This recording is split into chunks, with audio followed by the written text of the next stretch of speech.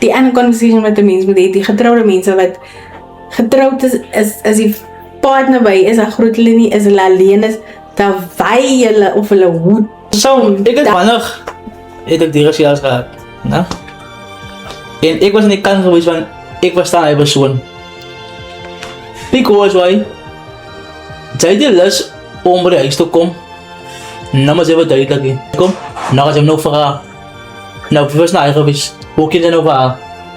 Nou moet ek wat duidelik van nou, wel dat nee, ons was samen school geweest, nee, maar ons was haast 1 keer samen daar, dat is ook voor haar kind. Nou is dat jullie gezien, nou is het, nou is jullie aangaan op het deel, oor die persoon ik nog maar dan moet het misschien een issue is, if your partner is real en jullie is real, dan moet jullie real is like 24/7, dit moet niet like pretend is, nee, ik kan niet nou groeten. Ik krijg daarbij en ik is wel bij, ik groet niet, ik kijk jou dan niet. Greet mij met jouw vrouw. Maar soos ek het my persoonlike ervaring het ek iewers verstaan, maar die een dame het ek gekry een keer, so 'n ouetjie, toe groet sy my baie nice. En een het ook al weer kry by die bank met 'n ouetjie. Toe sien ek maar sy's bang. Toe voel ek jou vinnig because ek nou ek was staan by jou. Ek verstaan van, maar dit moet nie so wees nie.